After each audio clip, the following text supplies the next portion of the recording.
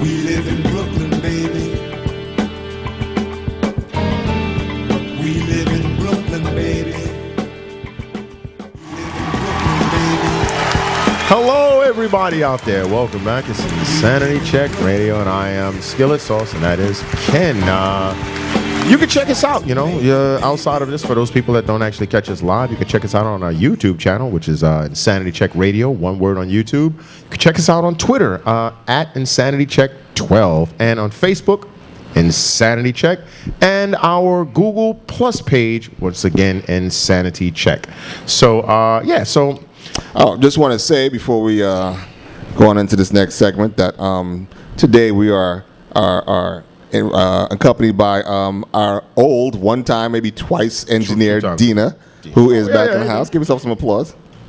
First, press the applause button first. The computer's a little slow.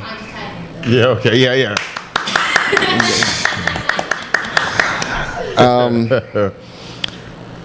This is where's Uncle Ruckus when you need him? This I find this even more abominable than the story we just did in segment 1 about the Boston bombings. Reprehensible reprobate this woman is. This is called the shocking moment. Mother throws her baby aside so she can fight female passenger. All right. For those people out there that didn't get a chance to see this or see the video, we'll definitely have the video up for you. I didn't shoot you. You had me out, and I don't want to see that cop. I'm going to beat your ass, girl. I'm going to beat the you for disrespecting me with my baby with this gun. I'm going to beat your baby. You can't watch your Oh my God. Yo, what the? Yo, what the?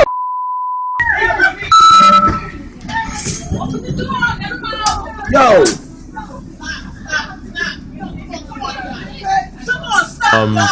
Basically, it's some jaw-jacking going on in a bus, and apparently this young mother had her child, and this other woman, and they said there was a backstory to it and all this other kind of stuff as to why they were arguing, but it doesn't really matter. It doesn't matter in the least. Doesn't matter. I don't even want to go into why they were arguing because it's irrelevant. And she gets, her blood. She goes into a blood rage, a berserker rage and shit, and decides that she just got to get down right now. So she just pitches her baby like a hot loaf of bread at a total stranger, and then storms off to whoop this woman's ass. And when you see that the baby's like shocked, holding their heads like that, the person is like, oh my God, what the fuck is going on? Because he doesn't know what the hell is going on. And she threw that, because the first thing I thought of is, she threw that child so hard. If the child had, collided with the man's head or man's jaw, or something, or if the dude fucking dropped the kid, or if the because he wasn't expecting a piece of shit. Exactly. Or if he moved out the way, the kid would have sailed straight through the fucking window. I mean, that's not funny, but the kid would have launched straight through the fucking window head first of a moving bus. And then, the thing that really gets me about stories like this, and, we had another story like this, and there's always these black vermin or some kind of minority varmints out there where, one of the things she said was, oh, you're disrespecting me in front of my baby. Let's get into this. And hold on. I just have to say this because while it may seem that this was like an impulsive, oh, the blood just went to my head, I blacked out and just threw my kid out away from me. This bitch says, someone grab my baby. Oh, yeah. I'm going to beat the shit out of you on this bus, little girl. Yeah. She had this in mind. I guess she was hoping for someone to, to volunteer. Yeah. But didn't happen. So she forced someone to.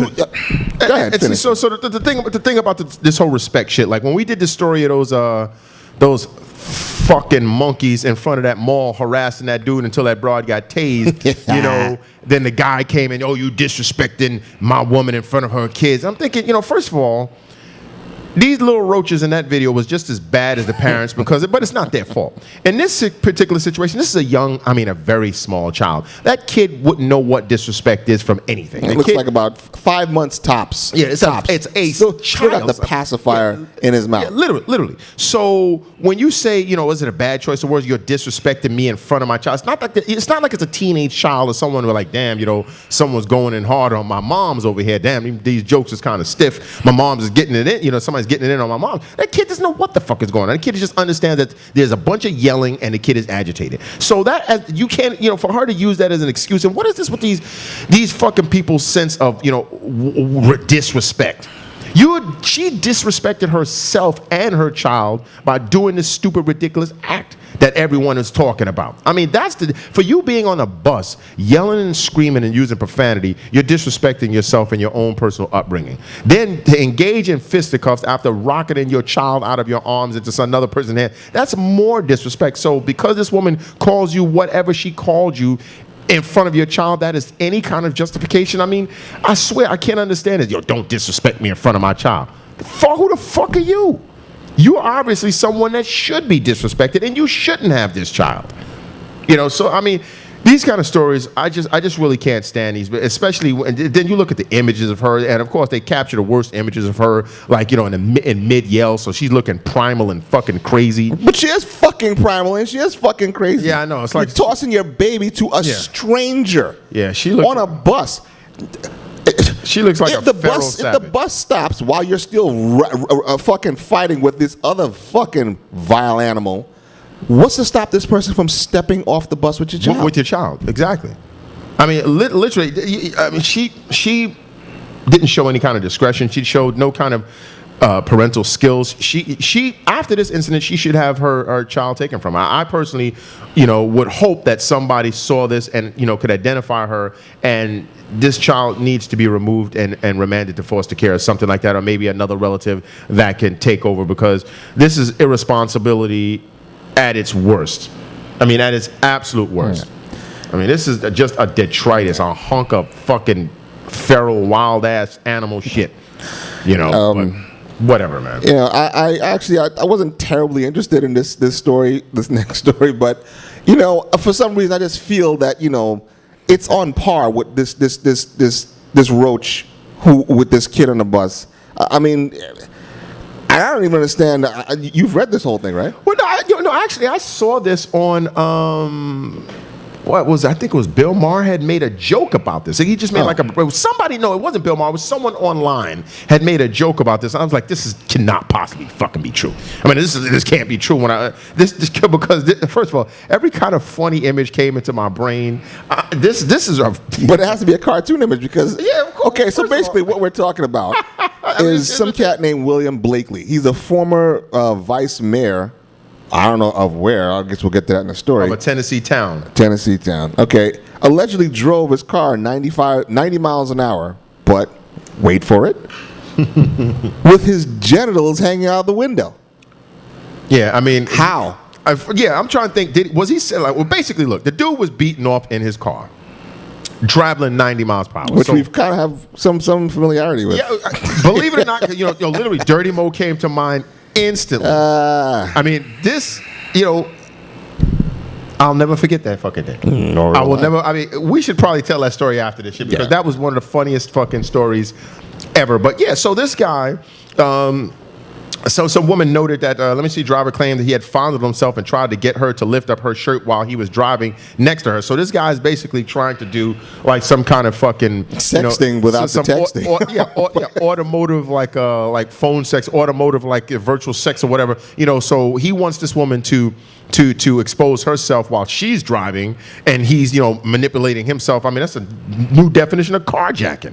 I mean, this is fucking ridiculous. So my thing is also, was he propped up on phone books or something like that? Because how would she know? I mean, it's one thing you think of when you're looking through the car window. You don't see somebody's dick, not unless she's in a fucking monster truck looking down like she's in Gravedigger or some shit. But even then, you'd have to open the damn door. And I know he wasn't driving 90 with the fucking door open so you could see. So all she could probably see is his shoulder moving and his fucking eyes rolling in his head. So how is she going to really get a good gist of what he's doing? I don't. But and then also you're driving 90 miles per hour. If she could somehow see this dude's dick, you figure he's super hung, got mad meats. But if he was to blast off at 90 miles per hour, his own jism would fly back all over him. Think of that.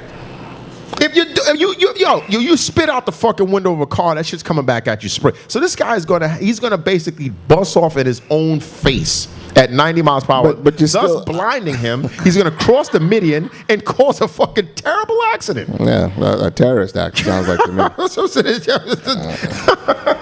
I mean, that's fucking crazy, man. It says Detective Terry Christian told the station that each of the 3 women had been in separate cars and did not know one another, but gave the same story. So this dude is a serial fucking beater, a highwayman. Fucking guy beating off it.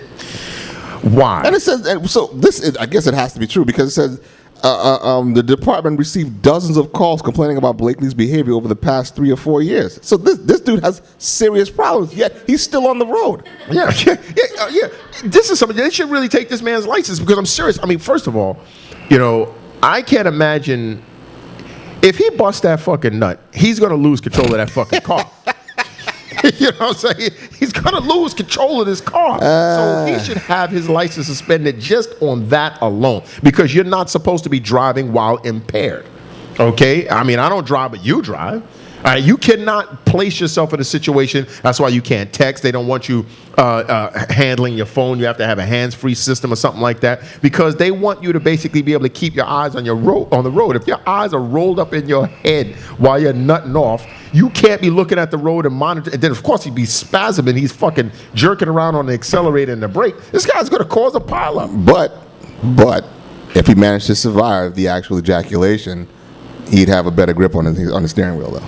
Not if he nuts. After about 2 minutes when it dried up. I'm about to say, if he nuts off on the steering wheel, then it's going to be even more fucking slick. Yeah, but if he can manage to hold on, then you got the stick factor. Yeah, well, I guess so. I'm just thinking he's going to slip off, and then next, he's just going to cross over and just cause a horrible pileup. I mean, this is just, or if he busts off on the fucking windshield. So then he's going to be trying to fucking wipe it, wipe it with his hand or some shit like that. He's not going to be able to see. It's like, rubbing your mirror down with Vaseline. Your window, he's not going to be able to fucking see. Any other things could possibly happen if the dude splashes all over the inside of his car? I'm just saying. He splashed off on the fucking windshield on the inside of which he's not going to see anything. All right. Well, again, another violent, although he's better off. But it's just too much bad. He splashes off on the fucking accelerator. His foot slips off of that, off of the brake, Hey, man, this is a bad situation altogether. You done? Yeah, no, I'm done. I mean, okay. All right, good. Well, if you have any more possible scenarios, please feel free to contact us. I mean, look, we were in the scenario with fucking Dirty Mo. Yeah. Well, fortunately, we saw too much as it was. Well, we saw too much, but I mean, the fucking time slows down when you're in danger or when you're around crazy fucking jerk off fiends and shit because. So, in a nutshell, really quickly. In a nutshell? Yes, in a nutshell. Back in the old days when the prostitutes were still on 42nd Street, basically it was a free show that you got to see every Friday and Saturday night. Yeah. So we used to drive up there and just cruise around to watch, the hookers and the sex and the blowjobs and blah, blah, blah, blah, blah. So one night we had a friend who drove us up there and I don't know, it was kind of a slow night, but we were like, look, let's go home. So, but before we could get home, or he was all getting super turned on anyway. Right. There was this one chick who was really, really hot, yeah. And he was like waiting. We were like, yo, what are you waiting for? He's like, hold on. So basically, we didn't know it at the time, but this dude was getting himself primed up. He had this super grip on the meat. Right. So we finally got him to leave. So we're driving across the Brooklyn Bridge to go back to the Manhattan Bridge. Oh, it was Manhattan Bridge? It was the Manhattan Bridge, Brooklyn. yeah. And he kept on talking about this chick, and he started getting this crazy look in his eye. And next thing you know, we realized we were doing about 80 miles an hour going across the bridge. He looked like the fucking Joker. This guy, he had on like a John Travolta Saturday Night Fever shirt with the big lapels on. Yeah, the wild and crazy guy shit, you know. And he had a grip on his dick with his right hand in his jeans and the steering wheel in his left hand. And he was laughing like a lunatic. He was laughing like I kept thinking of like Sleepy Hollow, all kind of crazy shit going on. Yo, the veins in this dude's forearms and neck as he was putting a grip on. Like, look, there's no reason why you should be gripping your own joint like that. I mean, when there's only men in the car, by the way. Yeah, and you heard, okay. Yeah, Since you always say I use movie references, for these people out there that remember Rambo. The second movie was Stallone when he was about to say, "I'm coming to get you," and he put the mad Rambo grip, and you heard the fucking shit crunching in his grip. You heard the leather on the steering wheel crunching beneath this motherfucker's grip. Mind you, again, windows open, 80 miles an hour. We're either laughing at this point or like screaming at this dude, like, what the fuck are you doing? And we're hearing this crunch. So one hand is crunching the steering wheel, one hand is crunching his dick, and he's like, "It's big, right?" Remember? He's like, "It's big, right?" This motherfucker has like 60 teeth in his fucking mouth.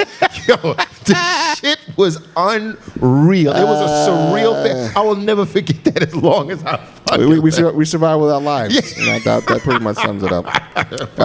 Anyway. Unfortunately, no video of that, but just think about it up here. Big up to Dirty Mo, man. Wherever you are, man. I'll never forget that madness. Yeah. We'll be back in a couple of minutes. We're trying to make it, baby.